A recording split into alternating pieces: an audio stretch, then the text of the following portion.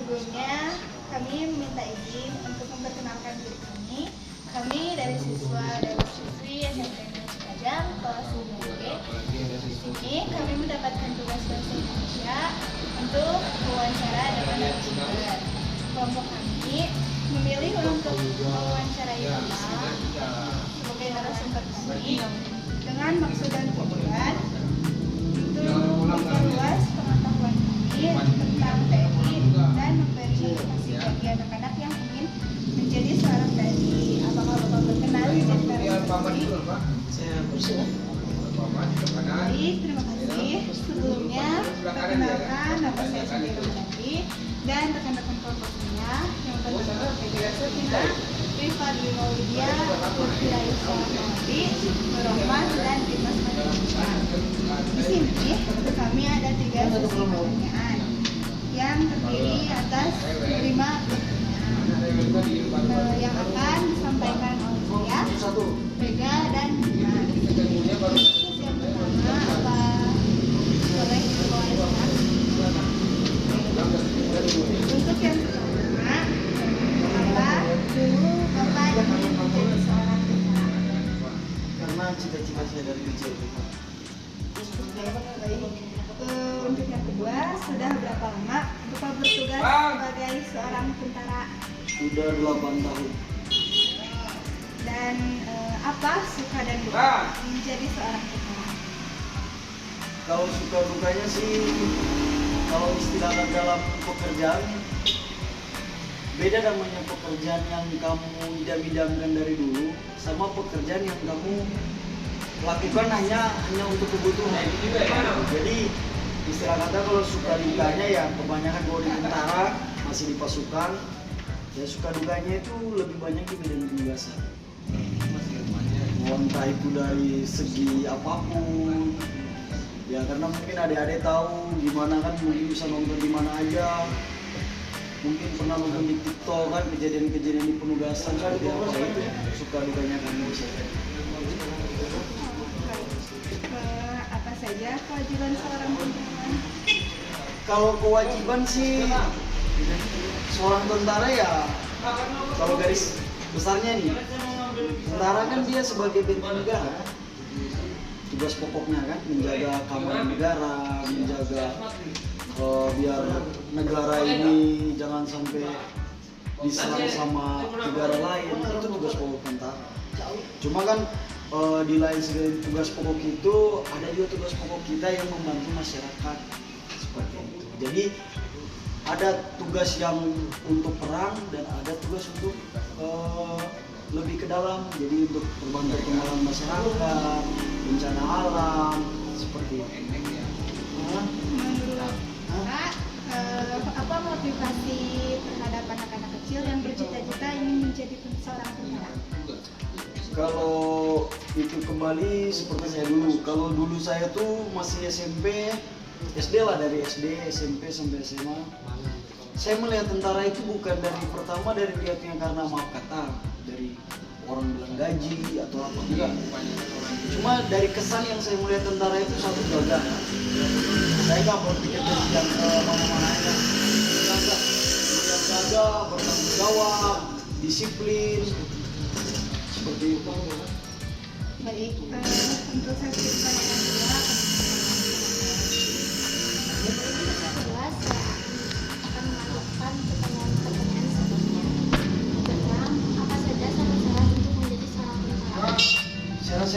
sih pertama fisik harus dibina, harus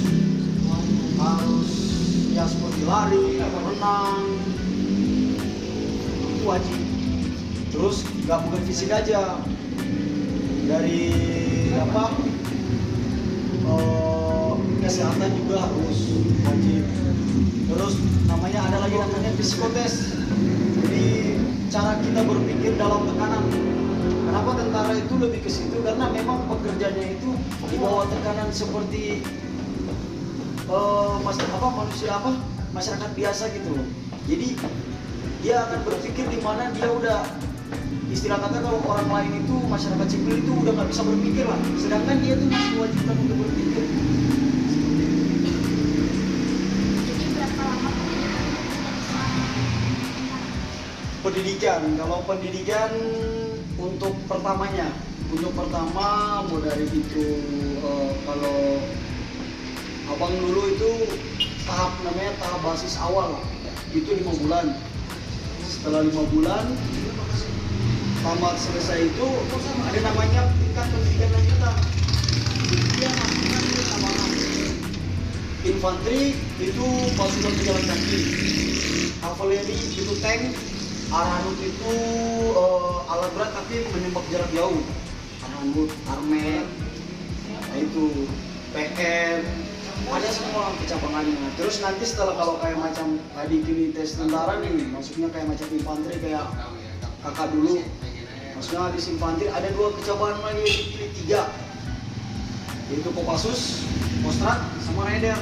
Nah itu tingkat pendidikannya di dalam masing golongan-golongan itu berbeda.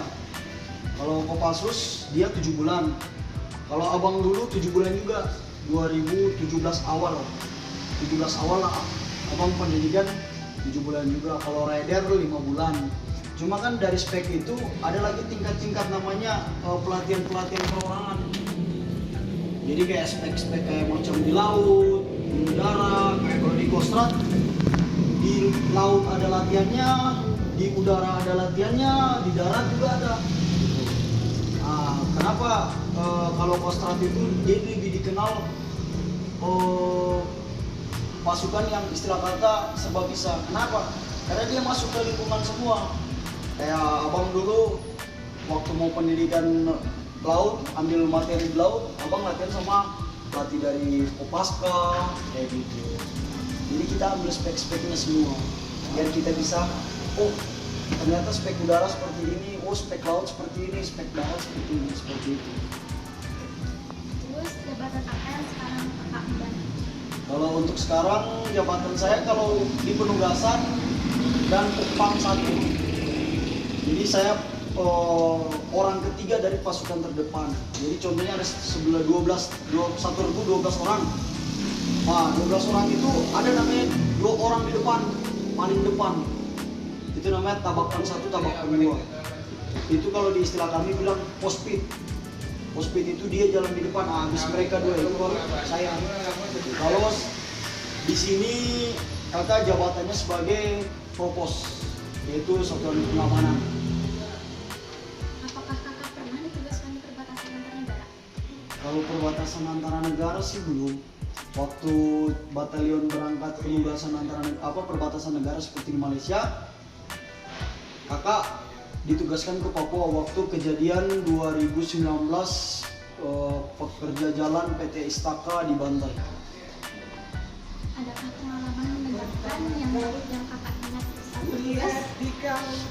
Kalau seperti itu banyak, apalagi namanya penugasan itu istilah kata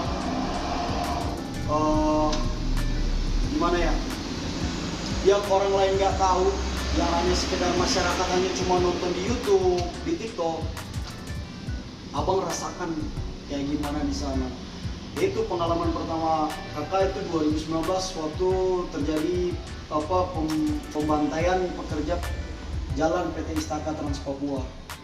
Itu jumlah pekerja jalan yang abang dapat biodatanya mereka dari perusahaan itu sekitar 67 orang yang disandra. Tapi yang kami cuma bisa evak 27 orang. Itu pun juga dia udah gak berbentuk. Ada yang dipotong tapi nggak sampai putus. serba banyak segala macam karena mereka itu tergolong teroris dalam negara lah yang maksudnya masih beda pemikiran sama kita gitu, saudara-saudara kita itu. Oke,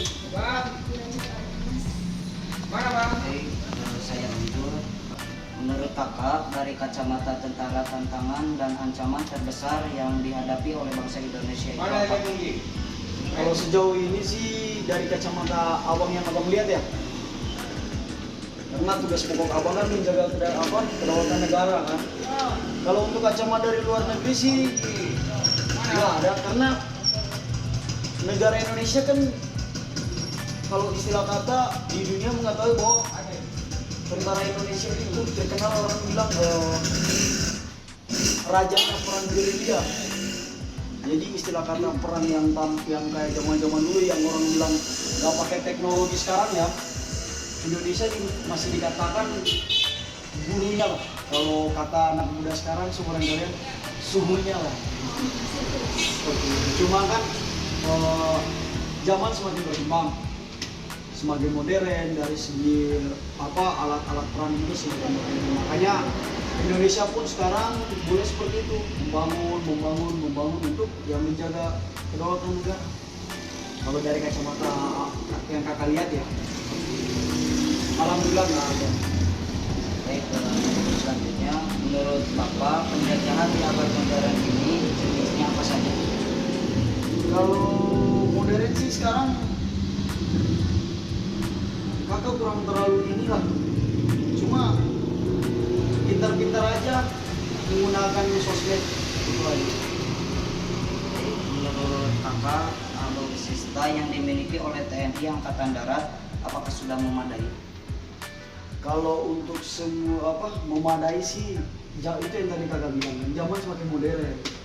Jadi setiap negara-negara adidaya seperti Amerika, Rusia, Cina, Jepang, negara-negara maju kan, ya dia semakin tahun semakin membuat sesuatu teknologi yang benar-benar canggih. Kalau untuk Indonesia sih, kalau untuk kakak sih sudah sesuai lah untuk zaman sekarang. Cuma ya mungkin kedepannya lagi lebih ditingkatkan lagi agar buat kenyamanan masyarakat juga, ya kan? Itu aja.